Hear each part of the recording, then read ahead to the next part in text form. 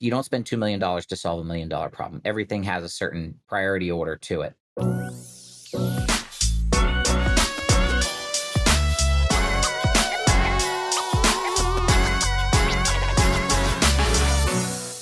Hey, everybody. Welcome to this episode of the Identity Heroes videocast. Today, we're joined by Chris Rich. Chris is the BISO at MassMutual Bank, and we had a great conversation with him where he shared some of the insights about how art and identity are meeting at this intersection so that security really fades into the background and becomes a seamless part of the experience. He also talked about right-sizing responses to security threats to make sure that you don't over-index one way while not mapping to the business outcome that you're actually trying to achieve from the get-go. And last but not least, he shares what the heck's a BISO. It's a relatively new role and title, and Chris gives us some great insight on what it means to MassMutual. Join us now as we listen to the conversation. Welcome to this episode of the Identity Heroes videocast. Today, we're joined by Chris Rich, who's the BISO of MassMutual. Chris, welcome.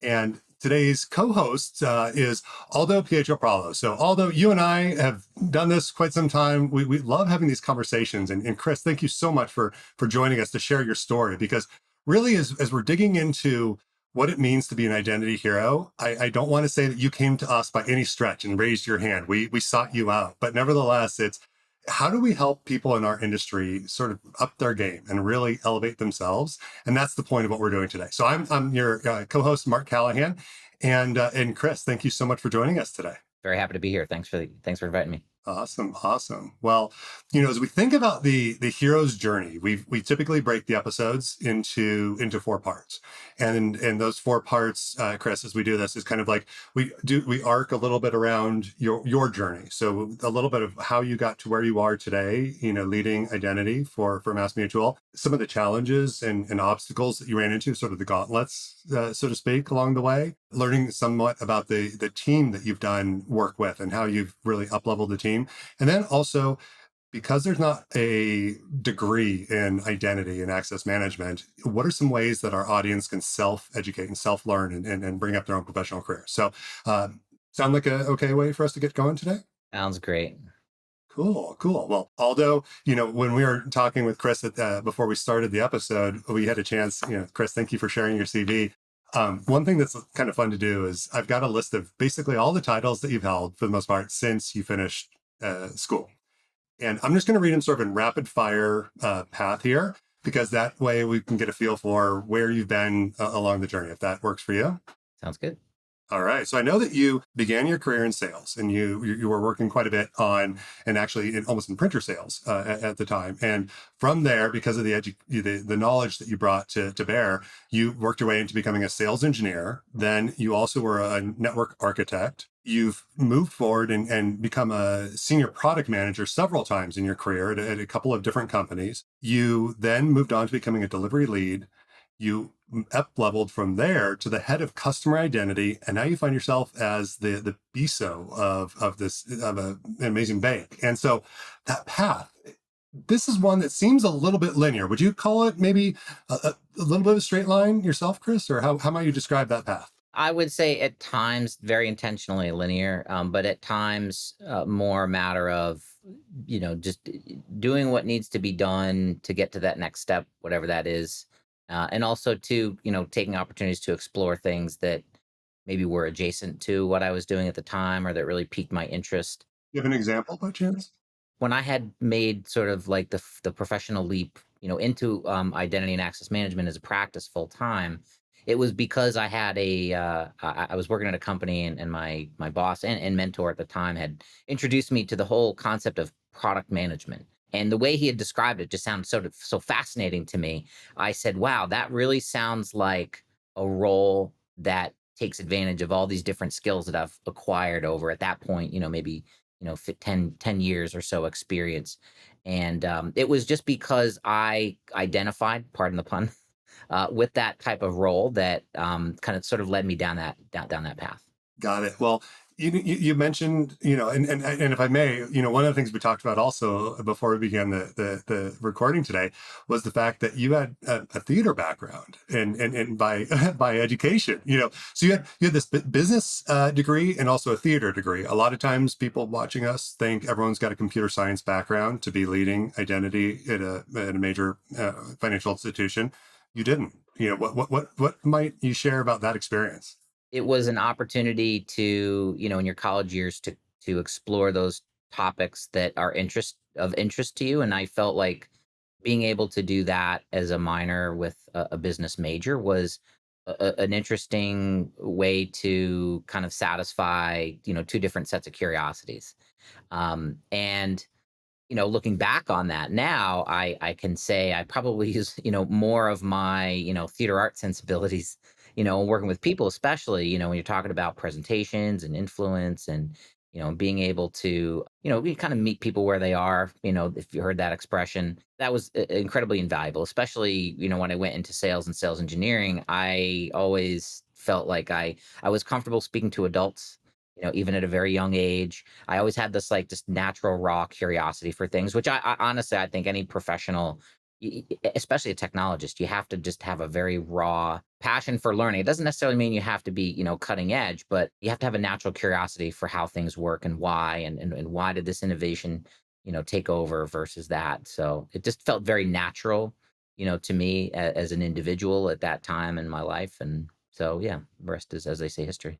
I love that. Although, as you lead a team of solutions engineers and sales engineers yourself, do you see some of the theater background, being of benefit in your role too? That's very cool. But Chris, my first question is, what's a BISO? What is a BISO? So great question. BISO stands for Business Information Security Officer. So everybody's pretty familiar with the term CISO, Chief Information Security Officer. There's a lot of similarities there, and where every company that has a BISO program, they tend to run it, slightly differently.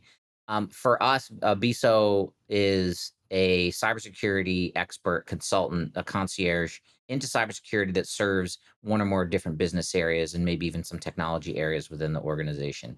Our role is to advise business stakeholders and technology stakeholders on all things cyber risk. And we also, like I said, we act as a concierge to the various cybersecurity programs within the organization. Ultimately, we're there to help the business succeed in as safe a way as we can possibly achieve that, and all the while helping coach these folks while they're trying to pursue these business and objectives, where cybersecurity can show up. And not only, for me, it's about showing how cybersecurity can be a differentiator as an organization as well as an enabler. In your role as a BISO, do you find including business driven outcomes with identity more and more now? Meaning, I need to do X to reduce Y. It could be reducing cost or reducing risk of compliance findings, etc. Is that part of your internal advisory, or do you just stick to technology advisory?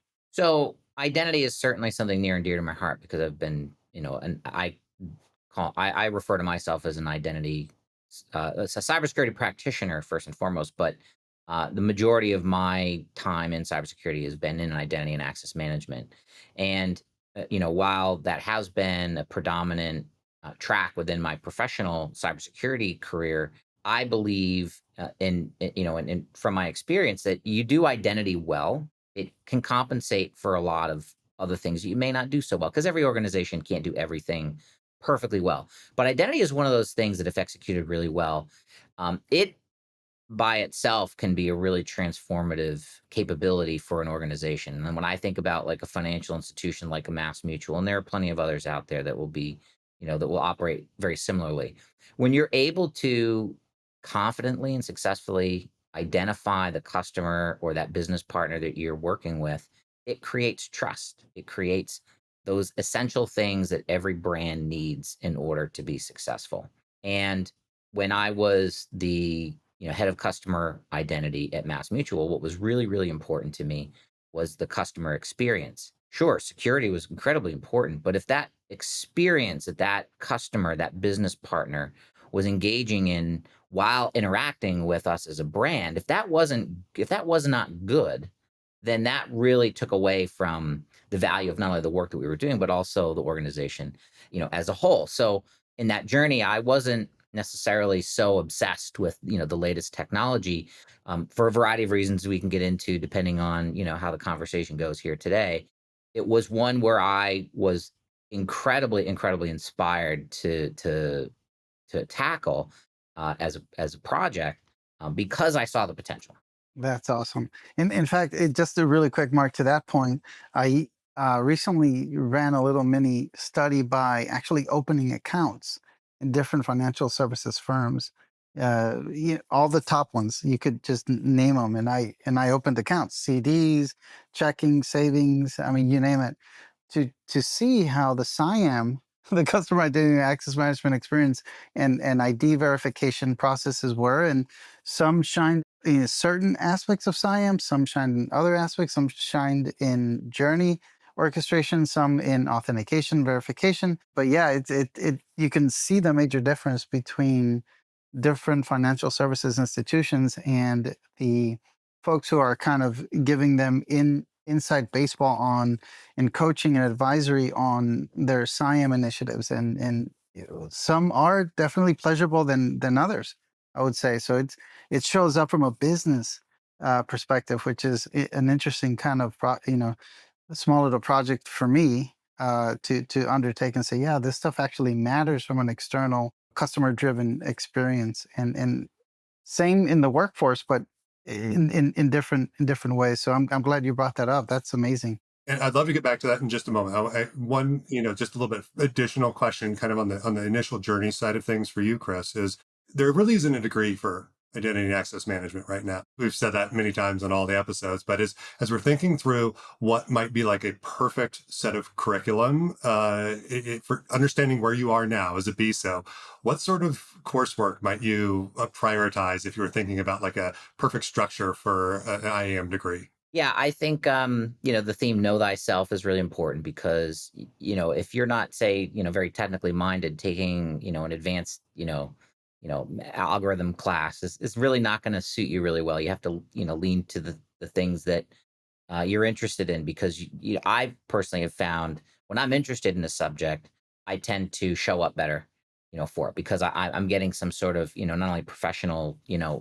recognition out of that, but I'm also getting I'm feeding something personal too at the same time. As far as like becoming an identity practitioner, the curriculum involves a couple different aspects. One is understanding that when I was a product leader, you have to try really hard, a deceptively amount of effort to unbias yourself from data and from the way that you see the world. You have to almost, separate yourself to a degree from what you think things, should look like. And that's a really difficult thing to do, especially as the years draw on as a professional, because I think, we're ingrained with this notion like, well, you've been doing this for so many years, you had better know all the answers. And I think the opposite can actually be more true more often than the opposite.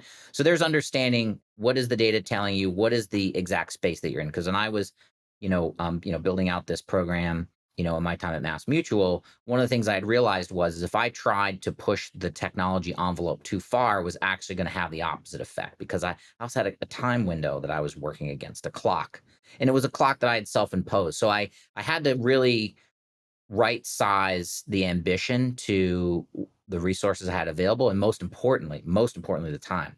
And then there's the technological aspects of what it is that you're trying to do. When I was going around and sort of, sharing, doing a roadshow of what it was that we had built, I would introduce it as this is cutting edge technology by 2006 standards. People would kind of look at me like this was back in 2017, and they would kind of look around at each other like, is this guy for real? And I said, the reason for that is when you look at the customer base, the actual people who are going to be interacting with this thing day in and day out, if you go too far to the technological edge, you're going to lose a lot of people. You could have a great experience for someone who was, born with an iPad in front of them from, age 5. But, for a lot of our customers, technology is something that they weren't terribly accustomed to. So it was really important that our sensibilities were weighed and measured against things that people were already familiar with. I wanted to make sure that the experience was something that was familiar. So you have to understand, it's kind of like understanding your audience. Like, who are the people that are actually going to consume this? So it's really important to understand that academically. The technology you can pick up as you go, right? At that time, it was kind of convenient in that SMS, text messages, and voice calls with a one-time passcode were something that had been around for a number of years. Actually, the reason why I said 2006 because that was when SMS was introduced as a second factor and was recognized by NIST as an acceptable form of two-factor. That guidance has long since changed. But it was the best we had at the time. Exactly. It actually is still, relatively effective. The vulnerability comes when your telecommunications carrier, gets tricked into, porting that number to a different phone, or you're a victim of some sort of smishing attack, and you click on a link you shouldn't, and it ends up, forwarding your message. So yes, like there, the old adage in cybersecurity is, nothing is entirely safe. But when you're thinking about, a defense in depth strategy, identity and access management can provide you with multiple layers of protection at that front end, and also too with all like the detection capabilities we have, behavior analytics, right? There's all these other technology you can bring to bear, and also too, it was really important to me to, and this is a theme that I would share with the team. Security is the kind of thing that it shouldn't be like right in front of your face, right? It shouldn't be creating fiction for the sake of creating friction. I said the best work we can do is when the security fades into the background and it's Sure. there, but the customer doesn't know that it's there, right? That can sometimes be a really difficult thing to sell too, because we live in a world where, like, you have to see those clicks, you have to see those numbers, you have to see that data. It has to be in front of you, in front of you, in front of you, constantly, hitting you with with data and information. I said, no, no, no. We have to take the opposite approach. Security is not something we want to get in people's way. We need to put the friction where the risk is, which means, we have to have a user journey that aligns with that. We don't want to necessarily just hit every single person with the same amount of friction if we've seen them 6,000 times, right? This person's coming from an IP address we've never seen, in a country we've never seen this person, right? Like, these are all things that you bake into the background, but it all contributes to this broader landscape of identity and access management, which I believe, if done really well, the end consumer doesn't see, 98% of it. So there's all these sort of like, principles that you can draw from other experiences that people are familiar with digitally. Another important aspect of what we were doing, and as an identity practitioner, is, what is the channel or channels through which people are going to be interacting with the service? Is it a mobile only experience? Is it a web-based only experience? Is it a device only related? Like, where are people going to be interacting with this? That too also gives you a lot of information about where you want to prioritize energy and effort when you're building out an overall solution. So I think, going back to your curriculum question, if I can try and land this plane here, it's a lot of different aspects. No single one will necessarily be more important than others at any given time. Throughout a journey, there's going to be different times where different sensibilities needs to show up, and you can get those sensibilities for a variety of different ways. I mean, in fact, a lot of times I think about really good solutions are ones that are just so simple, that just feel simple, but yet they're so incredibly complex behind the scenes. So when I think about that, I get inspiration from art and from nature. I think that's where, like, my, theater arts kind of sensibility comes into play too.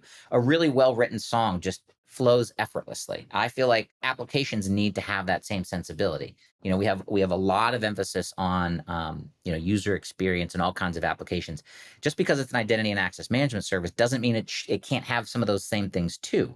So it was kind of like setting that bar to say, hey, look, this isn't just a technology play. This is an experience play for which technology is playing a really important part. But it's not the front and center. It's not the purpose of it. It's meant to serve. And as a technologist, I'm kind of like an anti-technology technologist. I look at technology as a tool. It does one of a few things: generate revenue, reduce cost, or a combination of the two. If it doesn't do any of those things, it's for entertainment value. And hey, there's nothing wrong with that.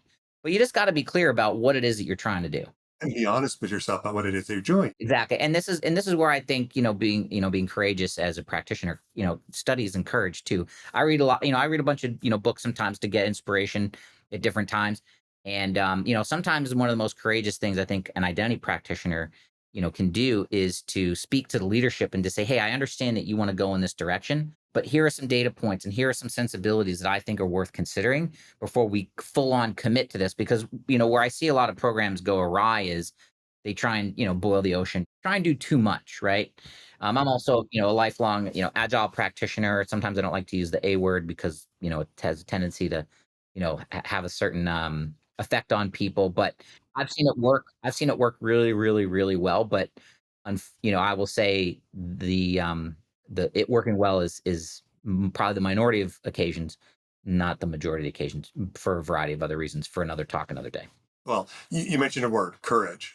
And I'd actually like to take that a little bit further because that's perfect in line with you as an identity hero as we're digging into this a bit more.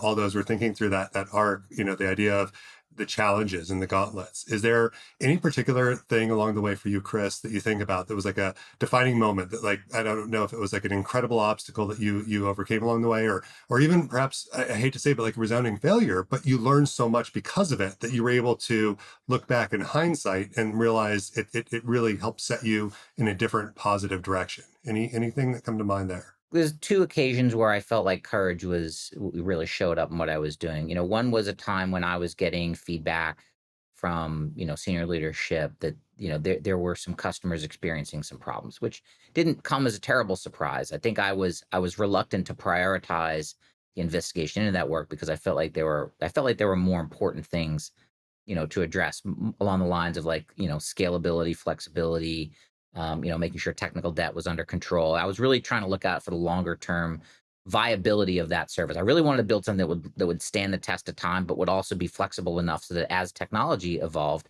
so too could the service. But I actually started to dig in the data and I realized, yeah, okay, that was something that I was maybe a little too focused on, like, what my vision was. And that's why it's important to always be open-minded to the fact that you could be wrong. In fact, there's probably a good probability you are wrong.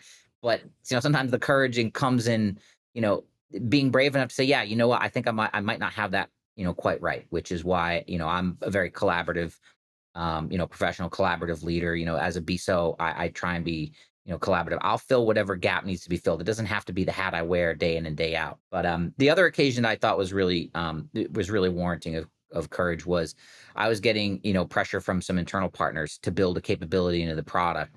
There were some that wanted to integrate identity verification using, like, passport, driver's license, right? And I said, at the time we were already being very, very successful at how we, were handling that process. And we were really satisfied, with the numbers around, account takeovers.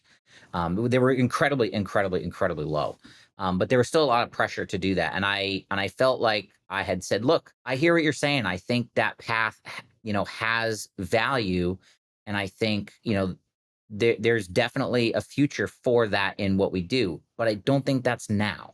And it was being able to say, I don't think the house is on fire enough to necessarily justify the work. And it was going to be a significant amount of work to incorporate that, into what we're doing. And I was also, saying, hey, look, like, yeah, like, account takeovers and that type of, attack vector is definitely something, we're concerned about. But we have a wealth of other technologies that allow us to build confidence in the person that's at our digital doorstep. And there was another philosophy too that I think, was very, very contrary to, popular thought at the time, which is, as cybersecurity practitioners, I will say, I feel is an industry. One of the things I think we do a disservice to practitioners is we're constantly being conditioned consciously and unconsciously to treat everything out there in the world as a threat. And when you're talking about, like, customer identity and access management in particular, I feel like it's important that your bias should be more the person at our digital doorstep. Odds are exactly who they claim to be. So it's kind of like innocent before proven guilty, right? Whereas I think practitioners, we have an opposite way of thinking. You're guilty. You got to prove to me. You got to show me a credential. You got to show me this. You got to show me that, and then maybe I'll believe you who you are, right? And then, So I think philosophically it was important to say, no, this is different. This is not workforce identity. And I will say this is another, sort of industry problem. I think a lot of identity practitioners may not be able to articulate the difference between workforce and customer identity. And I think there is a lot of similarities, absolutely. But there's also some really important distinctions that What are some separate key ones that you think of between those? between the two. Well, one is experience, right? When you're in a workforce situation, the devices are most of the time being issued by the company, so they have that. I'm getting paid, so you're going to use the thing that I'm told to do, so I get paid. Exactly. So when you're in a workforce situation, you have a lot more guardrails available to you. Typically, now, bring your own device. Introduces another whole set of nuanced, use cases around workforce for sure. But for the most part, your attack surface in a workforce situation is much more controlled. You also have a certain expectation that the person, using the tools, issued to them, for employment, there's a reasonable level of expectation. They know how to use those tools and use them appropriately. Customer, no, all bets could be off the table. You could be dealing, we have, as a financial services company, we have customers that have been with us for decades. These are not people who natively gravitate towards technology, if at all. I mean, there's a lot of customers out there who don't interact with us digitally. right? We obviously would like to change that, as would any company. We want them to interact with us digitally because we believe it allows us to give them a better experience. It allows us to give them more value, more features, more capabilities, and it's also self-service. If you wake up in the middle of the night and want to check your balance, you can do that. You don't have to wait till the call center opens at 8 o'clock Eastern time. Or 8 a.m. to walk into a physical branch and talk to a teller in the old model. Yeah. So all the benefits are obvious, right? For the digital experience, but there's, in we could pay people to sign up for an account. They still might not do it because there's just people who just don't want to. So that's a sensibility. You have to just be brave enough to go, hey, we're not going to get everybody. That's okay. But the ones that we do get, we're going to do our darndest to give them a really good experience that's a good balance between, friction and the risks associated with doing that. I love that. Well, although you took us down a path a moment ago that I want to get back to here because it's actually really important to think about financial institutions now. Although your experiment where you were opening different accounts and doing these things, 10 years ago, that would have been 3 or 4 weeks worth of work. Nowadays, you did that at your desk in a couple of hours. You could do that. You could just bounce. And, Chris, I think, as you're thinking about the impact on the consumer, we have this ability to move. Certainly, there's customers who have been with MassMutual for decades, but there's also new customers who could be realize how easy it is to go from one bank to another because just like Aldo, he was able to move in an appropriate way between institutions. And so that experience is everything right now. And too much friction as maybe a measurement. Are there other things that you use as a measure as a BISO that are, KPIs or just outcomes like measurements of success of your team? I have to draw a distinction between, an identity and access management practice versus the BISO role, which covers, a variety of different cybersecurity disciplines. And really, as we're acting as consultants into the business on a whole array of cybersecurity topics. Identity and access management may just be one of them or a potential solution to one of those things. So really, I feel like when we show up our best, it's when we're listening really closely to what are the business's objectives, what are the goals that they're trying to achieve, and then we need to take our expertise and also bring other people in. Listen, it's like, I look at cybersecurity as kind of like medicine. You have chiropractors, you have radiologists, right? There's all these different practices within medicine. You're not going to get a surgeon that's going to be awesome at reading, reading X-rays, right? So there's areas where I feel very strong, but there's areas where I don't. When I don't, you bring people in. That's okay to provide that sort of curated service to those business stakeholders so that they have the confidence that when they go live with that new program or they iterate on this strategy or they continue to build features and capabilities into this platform that that they've been investing a lot of time and energy into, they're doing so in a way that they feel confident that they're not going to run into any snags, they're not going to be exposing the business to risk unnecessarily. So that's something that the people building those solutions and operationalizing those solutions need to have a certain level of sensibility about. But it's an addendum to the things above and beyond just getting something to function. I kind of look at operational capabilities as, does the feature do the thing? Does it meet the need? I come in and say, how do we get it to meet the need, but also do so in a secure way? And that also includes things like data privacy, right? Like, throughout the journey, like, why do we need the entire social security number? Why do I want to store all this PII as part of our service? It doesn't make any sense. There's better places more appropriate, to reference this information. I also look at too identity and access management. I actually do my own self reviews. If I don't need access to an application, I want to revoke that access. I want to as narrowly scope my access to things as much as possible. I've you know there's plenty of systems out there that I had, levels of access to that I voluntarily said, no, I don't need that anymore. It's not appropriate in my function. So, and I'm kind of rambling on the topic, but understanding, situationally what it is that the business is trying to do is critically important because you can't show up and add value. And if you're not speaking their language and demonstrate to them, hey, I'm here to help you be successful. And these are the tools that I can bring to the table that will help you be successful. Chris, along those lines, do business stakeholders are they? Do you find they are a little bit more cybersecurity savvy and come to you and explain the risk or need or um, concern or worry that they have? That's the first question. Second question is, if they do try to explain it, what are the top two kind of risks or worries that business leaders have, and how would you go about providing a solution to them? And how do you make the translation from technology to, I guess, a business explanation of what you're consulting them on or advising them on, I should say? So to answer your first question, it spans the entire spectrum. I have stakeholders who are very concerned, who we can have, we can have really great conversations about the current future state of things. And then I have others where, for whatever reason, it's not something that's necessarily top of mind. And there's a lot of reasons, why that's the case. Well, I mean, you talked about the surgeon not needing to be a radiologist. There's a team that works together and specializes in their respective areas.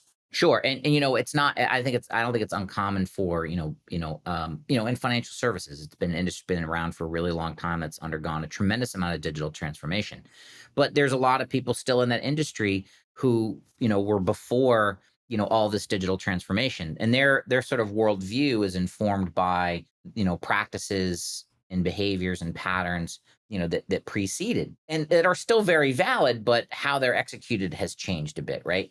But in their minds, they may still think of, well, hey, this is a relationship. I'm building trust with this customer or building trust with this business partner, right? That to them is on a priority scale more important.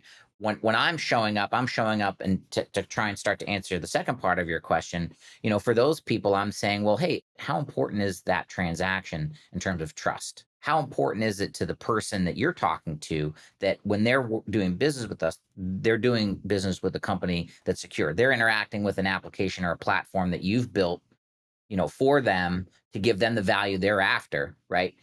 How important is that to you? I want to try and just, get to the part of the conversation where I can see what's really important to them. And then I can say, well, these things are really true, but have you also considered the fact that the registration process, ask them to divulge all this information? How do you feel about that? What are some experiences you've been through that you thought were really great, ones that you didn't think were really great? Well, and then I try and, pull the rope to, okay, well, this is something that if you were to address strategically, you might be able to improve that experience. Do you think that that would be of value to your customer base and to the people that that you answer to? So that's sort of like well, I'm not really sure what things I need to worry about, right? Then there's, sort of the current state of, the threat landscape today. We see, third party breaches, being a really big problem. So we want to talk to them, at length at times about some of the third parties that we're doing business with, and hey, how often are you talking with them, right? When was the last time you saw a roadmap from this vendor that we spend good money with, right? Almost to say like, hey, your relationship is not just about do they provide the service, right? It goes a little bit beyond that, because at the end of the day, it's still a trust thing, right? It's our brand that they see. It's not that third party. You can say, well, they weren't able to say patch this system in time and then there was an issue. That's not on them, that's on us. Mass mutual customer Mark Callahan doesn't know that. That doesn't mean anything. It's your problem. So the more technologically inclined folks, our conversations come down to more of a, what are some strategies for us to get perspective on the landscape of things that we use to derive business value and to serve our customers? Where are ways in which, what are the things that we need to prioritize in terms of strategic value, not only now, but like in the future? I ask stakeholders all the time, listen, I can't, I can't react all the time to issues when they come up because they inevitably do. I'd rather be involved in the strategic conversations of what the future is going to be, what you would want the future to be, because there's our opportunity to improve the overall posture of the thing that you're trying to build that's going to give customers value. So going back to formal education, I have my CISSP. I found that incredibly valuable as an identity practitioner for a long time, but I wanted to expose myself in a formal curriculum kind of arrangement on all these different areas that I either didn't know anything about at all or knew a little bit about, maybe was a little dangerous in. One of the concepts that I had gathered from one of the instructors I had, which I found incredibly value, was, well, first, you don't spend $2 million to solve $1 million problem. Everything has a certain, priority order to it. Defense in depth is important. third-party suppliers, managing those relationships. We see phishing attacks. We have conversations about how do you prioritize the issues that are coming in the wild, and what are the ones we need to pay attention to, which are the ones that we don't need to pay attention to, or pay attention to less. No organization has the resources to fully fund every single program. So prioritization becomes actually a more important skill because you have a limited set of resources. I love that one. And if I can I pull on that thread just a little bit more with you, Chris, is just the no organization has unlimited resources. And a lot of times, teams are being challenged to do more with who they have or what they have already in the existing investments. Are there other places that you're able to find efficiencies or just to really maximize the value of the team that you have right now that you could share? When you're faced with the prospect of not having all the resources and funding that you need, prioritizing again, like where you're spending your time and energy is really important, and being able to have metrics that help you manage where and when you need to adjust where you're focusing your attention. But again, as practitioners, we can sometimes, look at every gap and treat it as equal, and that's not really the case. um, you have to be able to prioritize, because if you don't, then you're never going to see projects and programs, to the level of maturity that's appropriate given the set of, situations and circumstances you find yourself in, and that's constantly evolving, and that's also really challenging too. Because the threat landscape continues to evolve, it is a challenge to not, over or under invest in certain initiatives and programs, so that you're not, over investing in something that maybe not doesn't need it, or under investing obviously in something that doesn't. I'm hearing a little bit of improv almost a little bit too on the theater side, where it's just like being able to, you might have a plan at the start of the year and the budget was set out as X, but you've really got to pivot and know when to pull back to refocus, and prioritize, and although, we talk about this all the time, just about that ruthless prioritization and how do you do it most effectively is really important, so any tips that you might have, Chris, just as you're thinking about like what helps keep things to the top of the big list and when you decide it's time to move down? So I think again, you go back to what is the business objectives, right? And if you have to make sure that there's that alignment there, and it is constantly in motion. That's why, building good relationships and being in constant communication with the people that you're working with, from a stakeholder perspective, is really important. You have to show up in a way that they believe that you are there for their best interest, which is ultimately at the end of the day the strategic initiatives of the company. Which is why I've felt like, cybersecurity can be a differentiator and is a differentiator for any brand, and because it's the source of trust. I do remember the thought I was trying to say earlier about security, and why consulting with stakeholders strategically early on in the process is important. The instructor I had would say, and I don't think this is anything necessarily new. I don't think they originated this term, but you need to think about security as not the icing on the cake, but the flower, because the cost of bolting on security after the fact is a lot more expensive than just building it in at first. And I think that that's when, when you're running a program, I don't care what it is. Because I say this too, like cybersecurity skills have long been life skills. I kind of push back on the notion that like cybersecurity necessarily has to be this just very nuanced thing. There's certainly aspects of it that are, right? But it's like, your general health as a human being, right? Good diet, exercise, sleep, hydrate, right? You do those fundamental hygiene things, you're already ahead of half the people out there, right? It doesn't have to be something like, oh, well, everyone has to go see a nutritionist and everyone has to go see a personal trainer. Not necessarily the case. You can actually achieve a very high level of security, not a perfect, because there's no such thing, but a very high degree of confidence. This is when I'm going around and I'm talking to different stakeholders in the business at all different levels. I try and I try and encourage them to internalize cybersecurity concepts and principles that they're already very well aware of in their lives, but just don't make the connection between what they're doing, with their 9 to 5. And in so doing, I'm trying to influence the culture overall so that, I don't have to show up to tell someone to do the right thing. I want them just to know it. I use this, analogy. Does a stop sign make drivers more safe or pedestrians more safe? No.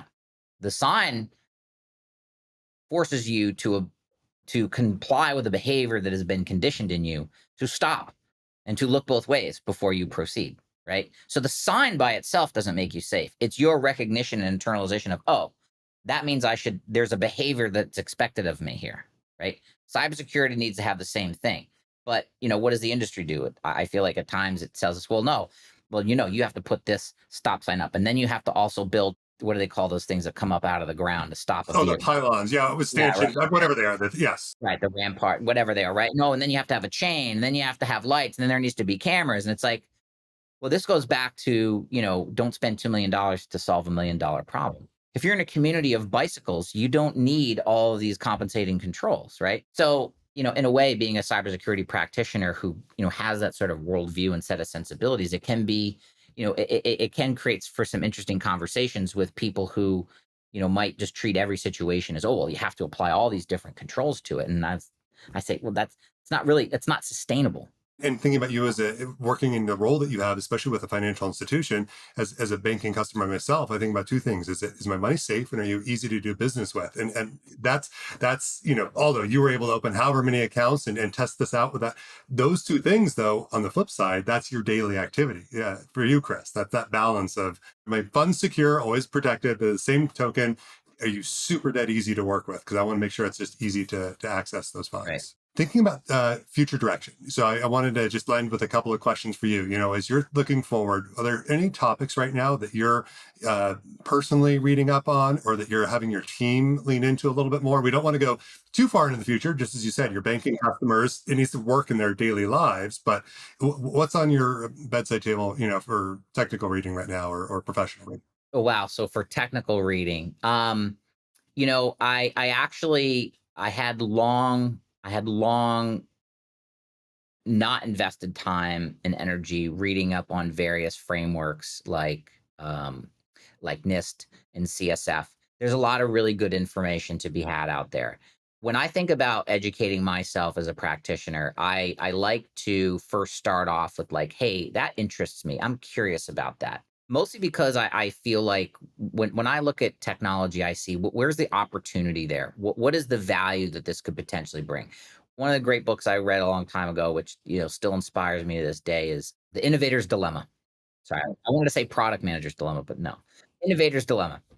Really interesting case on you know how a technology can be built to perform a certain function, but over time there's these very interesting and diverse uses for that same technology if it's put in a different Yep. place under a different context. It solves a different job to be done for a different audience. That's why I go back to, I look at technology as a tool. It's a hammer, it's a screwdriver. It's something intended to produce some kind of result.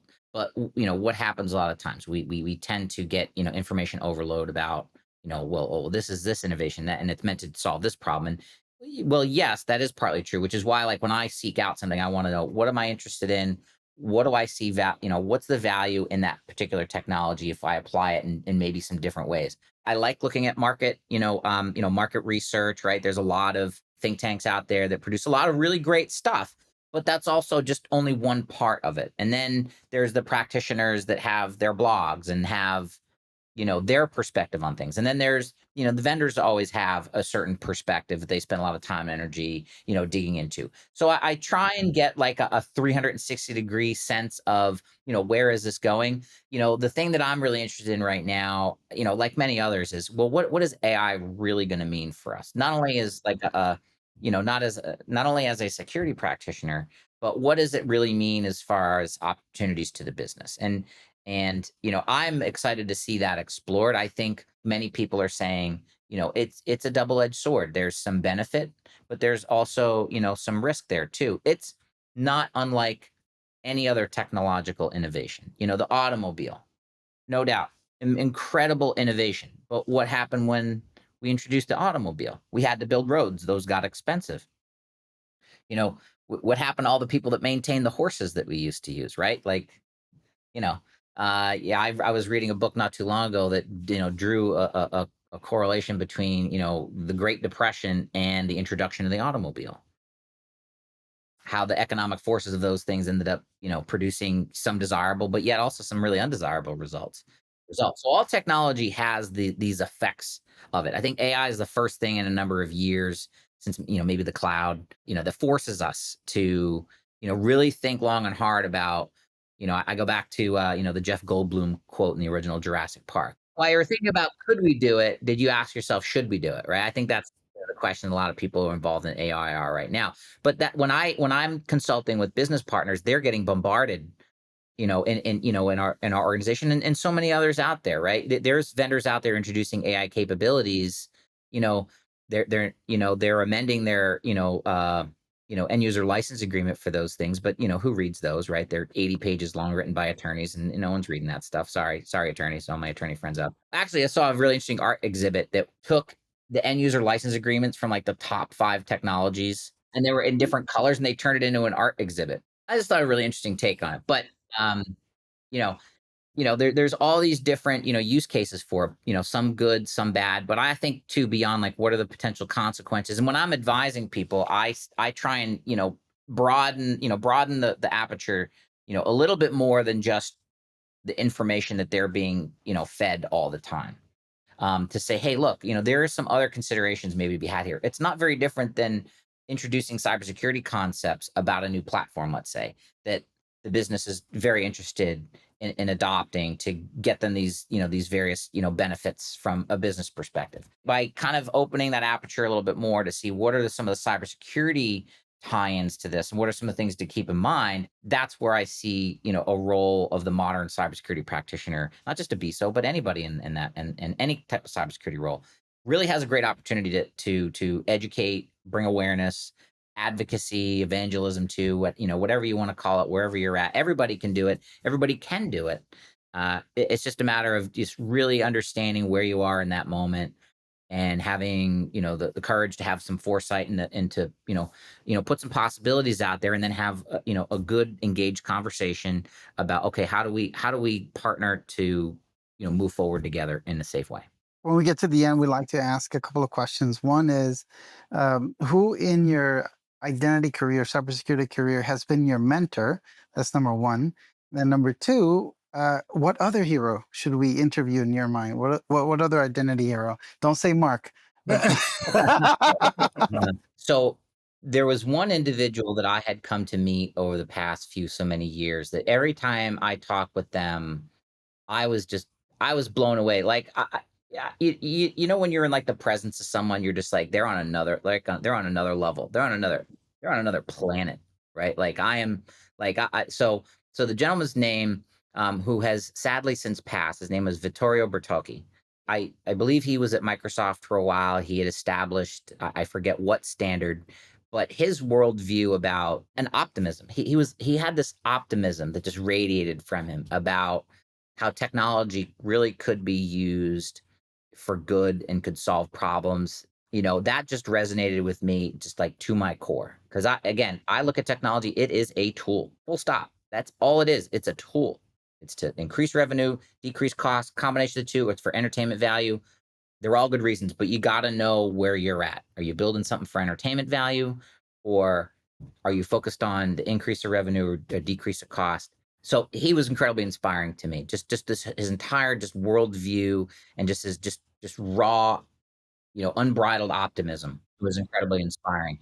And as far as like, who to interview next, gosh, that's so hard to say, because I think, I'm very active in the cybersecurity community. I am a huge advocate for get out of your four walls, go engage with other people that are doing similar things to what you're doing, and really talk to them about what works and what doesn't. Be vulnerable. Admit you don't know everything, because none of us do, right? It's only through that, I think, really expose yourself to opportunities to learn. And then I'm always in the lookout for people whose sensibilities are, adjacent to mine, similar to mine. Same as mine is nice, because then, that's usually a very pleasant conversation, right? We get to kind of rant about this, that, and the other thing. But I actually do appreciate, you have to challenge yourself from different viewpoints, even the most uncomfortable ones, because even in the most uncomfortable, juxtaposition of conversation, there's always opportunities to learn. And it also is an opportunity for you to test and weigh and measure your own sensibilities, which have been, you know, developed over a lifetime of personal and professional experiences, good, bad, and otherwise. That I think that's just really important to grow. I have a hunch that our audience is going to watch this, Chris, and I think you've probably shared quite a bit that people are going to learn from themselves. All right. Well, with that, we'll bring this episode to a close. Chris, thanks again, Aldo, as always, and to our audience, we'll see you next time.